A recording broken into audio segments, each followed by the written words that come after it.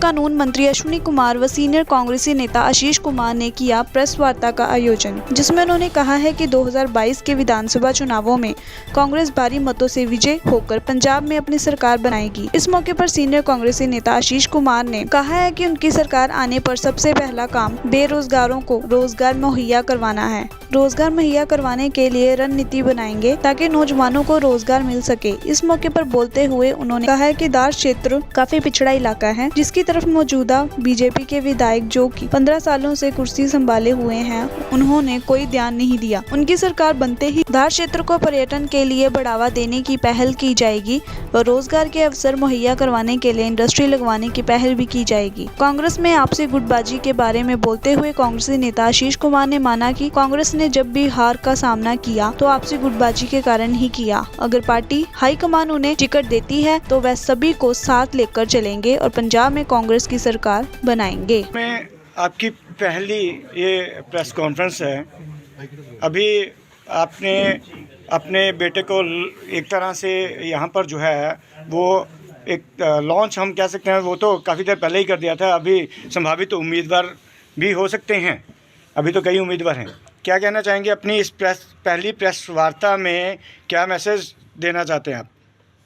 मैं प्रेस वार्ता में जो बुनियादी बातें हैं जो पंजाब के साथ जुड़ी हैं, जो राष्ट्र के साथ जुड़ी हैं, मैं पंजाब में सुजानपुर के इलाके में प्रेस कॉन्फ्रेंस पहली बार कर रहा हूं। जैसे आपने कहा, उसका मुख्य मकसद ये है कि यहाँ के प्रेस वालों को जो भी सवाल मुझसे करने हैं, चाहे पंजाब की राजनीति के बारे में हो, चाहे देश की में बड़े मुद्दे हैं, उन पर मैं आपसे विचार विदांदरा कर सकूं। जहाँ तक सुजानपुर का सवाल है या ज़िला पठानकोट का सवाल है, मैं आपको यकीनी तौर पर ये कहना चाहता हूँ कि आने वाले चुनाव में 2022 में पठानकोट हल्के की हर सीट पर कांग्रेस पार्टी विजयी होगी और ओवरऑल पंजाब में कांग्रेस पार्टी की शानदार जीत होगी।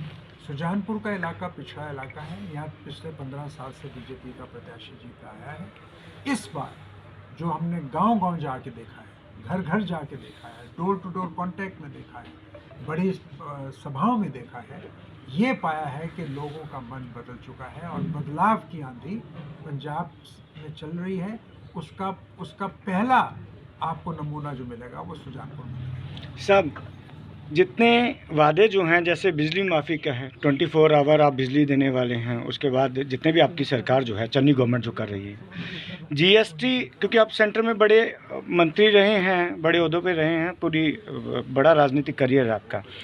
जीएसटी रिफंड पंजाब का इतना हो पाएगा या इतना है कि उन चीज़ों को जो है वो फुलफ़िल किया जा सके? कई डिपार्टमेंट्स की तनख्वाहें भी टाइम से जो हैं वो अभी तक भी नहीं मिल पाती हैं। मैं आपकी बात से सहमत हूँ कि पंजाब की जो फाइनेंशियल पोजीशन है आज के दिन वो कोई बहुत अच्छी नहीं है, मगर जैसा कि चीफ मिनिस्टर चन्नी ने ऐलान किया है, जैसा हमारी पार्टी के मैनिफेस्टो में कहा गया है कि हम ऐसी नीतियाँ, ऐसी पॉलिसीज़ बनाएंगे कि जहाँ से हमें आज कम रेवेन्यू मिल रहा है वहाँ से रेवेन्यू बढ़े। जिस तरह शराब के ठेके हैं, माइनिंग है, यहाँ से रेवेन्यू को बढ़ा के और जो सहूलतें गरीब वर्गों को देनी है, जैसे बिजली में बिलों की कटौती है, माफ़ी है, वो दी जाए। क्या मंशा है सरकार की? क्या सरकार करना चाहती है?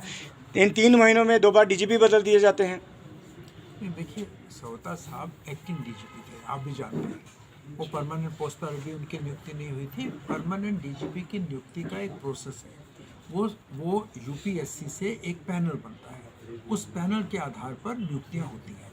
वो पैनल की मीटिंग 21 दिसंबर को हुई और आज सरकार की ओर से मैंने पढ़ा है, अखबार में कहा गया है कि 22-23 तक हमारे को नया डीजीपी मिल जाएगा। और इन बिटवीन कैसे किसको कहाँ रखना है ये चीफ मिनिस्टर का अधिकार होता है, उस पर कोई टिप्पणी नहीं। सर, अभी भी लेकिन कहा जा रहा है अभी भी ये परमानेंट नहीं है डीजीपी, क्योंकि जब तक उसका जवाब मैंने दे दिया।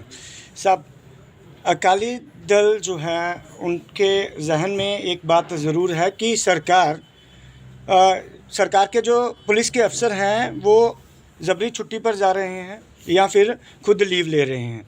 सरकार उन पर दबाव डाल रही है कुछ करवाने के लिए। मैं लोकल एडमिनिस्ट्रेटिव मैटर्स के ऊपर टिप्पणी नहीं कर सकता, इसकी जवाबदेही मेरी है। कल एक प्रेस नोट जारी किया जी आपके मुख्यमंत्री पंजाब ने, उसमें ये कहा गया कि किसी भी दोषी को जो है, चाहे वो किसी भी सेकुलराइज इशू में हो या किसी भी इशू में हो, उनको बख्शा नहीं जाएगा, इंसाफ जल्द होगा। जल्द इंसाफ से आपका क्या है कि किन किन इश्यूज़ में जल्द इंसाफ हो सके या फिर कैटेगराइज किया गया है सरकार की तरफ से? बेसिकली उन्होंने कहा है माफिया के मतलब किसी भी सेक्टर में अगर माफिया कानून के माफिया ऑपरेट कर रहा है, और माफिया का मतलब ये है कि वो कानून के दायरे के बाहर ऑपरेट करते हैं, तो उन पर सख्त कार्रवाई होनी चाहिए। मैं इसका पक्षधर हूँ। सब आपके एक विधायक जो हैं, दलित विधायक पठानकोट से बिलोंग करते हैं, गोवा कॉन्स्टिट्यूंसी से,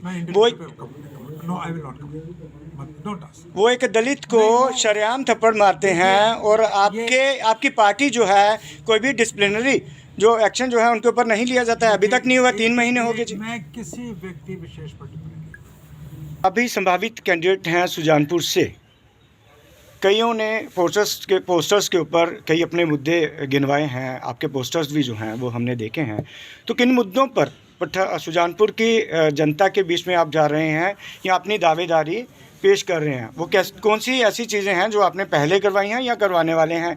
क्या दावेदारी जो है किस बेस के ऊपर जो है ये रखी जा रही है? मेरे पोस्टर का मुख्य अगर आपने पढ़ा होगा वो है सबकी सेवा सबका सम्मान। यही है मेरा कि सारे वर्गों बिना भेदभाव के, बिना पक्षपात के सबकी सेवा करनी चाहिए, सबका सम्मान होना चाहिए, जो कहीं ना कहीं रह जाता है। जितने बड़े बुजुर्ग हैं या जितने यूथ हैं, कहीं ना कहीं आपसी भेदभाव में लोगों के काम नहीं होते, बहुत मुश्किल है लोगों का। उसके साथ मैं अपनी मुहिम आगे चला रहा हूँ। आपने कहा कि क्या क्या आप काम आगे करेंगे, बहुत काम होने वाले हैं सुजानपुर क्षेत्र में। जैसे आपको पता है पिछले 15 साल से बहुत पिछड़ा इलाका है। सबसे बड़ी चुनौती हमारे सुजानपुर क्षेत्र में जो है वो है युवाओं का रोज़गार। तो रोज़गार लाने के लिए उसके ऊपर मैं सबसे पहले अपना काम करूंगा, अपनी सारी ताकत उस पर मैं लगाऊँ। सब आम आदमी पार्टी ने, क्योंकि 3 बार कांग्रेस का यहाँ से हार का बड़ा कारण ये है कि नरेश पुरी को कांग्रेस से टिकट नहीं मिला, जबकि वो संभावित उम्मीदवार माने जा रहे थे। जब उनको टिकट नहीं मिला वो आज़ादी इलेक्शन लड़े, कांग्रेस हारी। 15 साल से यहाँ कांग्रेस हार रही है। अभी क्या है, आम आदमी पार्टी की नज़र भी कांग्रेस के उन कैंडिडेट्स के ऊपर पड़ेगी है कि जो रिवोल्ट करके आम आदमी पार्टी में जा सकते हैं। तो ऐसे में फिर दोबारा 4 हिस्सों में डिवाइड नज़र आएगी कांग्रेस आने वाले दिनों में। तो इसको कैसे टैकल करेंगे सर? मेरी यही उम्मीद है कि कांग्रेस पार्टी के सारे हमारे लीडर, हम सब इकट्ठे होके इस बारी पार्टी को यहाँ पे जिताएंगे, और मुझे पूरा विश्वास है कि इस बारी कांग्रेस बहुमत से सुजानपुर में आएगी। पैराशूट लीडर जो है वो भी कई बार कहा जाता है आपको, तो इस चीज़ को किस तरह से जनता के बीच में जाकर टैकल किया जाएगा? देखिए, लोगों को गुमराह करने की कोशिश हो रही है। अब कुछ तो लोग कहेंगे, लोगों का काम है कहना, किसी को आप चुप तो करा नहीं सकते। तो बहुत चीज़ें लोग एक दूसरे के खिलाफ कहते हैं, ये तो सियासत में पुरानी चलते आ रही है, चलते रहेगा। तो लोग सियाने हैं, जनता सब जानती है, जनता सब देख भी रही है। इस पे मुझे किसी को कुछ अपने टिप्पणी नहीं। चुनाव आएंगे तो यही नेताओं की ओर से बात नेक्स्ट फाइल लगाएं। एक सवाल है बस मेरा। कोई और सुख सुविधा नहीं मिलेगी? आपने बहुत अच्छा सवाल पूछा, और ये बहुत एक लाजिब सवाल भी है। मुझे बड़ा दुख है इस चीज़ का कि इतने सालों के बाद भी हम आज भी अगर आप किसी गांव में जाए तो वहाँ पे बात वही होती है कि हमारी नाली नहीं बनी, हमारी सड़क नहीं बनी, हमारे रास्ते बने। जबकि 2021 में आज हमको बात करनी चाहिए थी कि हमारे इतने स्कूल बन गए, हमको और स्कूल चाहिए, उसमें नई टेक्नोलॉजी आनी चाहिए, और बच्चों को हम कैसे पढ़ाएं, उनको काबिल कैसे बनाएं, इंडस्ट्रियां लगी, और इंडस्ट्री लगनी चाहिए, हॉस्पिटल अच्छे बने हुए हैं, इसमें और फैसिलिटी आनी चाहिए। पर ये सब की बात नहीं होती, क्योंकि अभी भी लोग इतने सालों के बाद सड़कें, गलियाँ, नालियों तक सीमित रह गए हैं। और कहीं ना कहीं वहाँ पे जो अभी पार्टियों के नुमाइंदे जो अभी हमारे हैं मौजूदा जो लोग, एमएलए साहब और सब, कहीं ना कहीं कमियां रही हैं। इन कमियों को हमको दूर करना चाहिए और सारों को इकट्ठे मिलकर करना चाहिए। डिवीज़न कांग्रेस में नहीं है,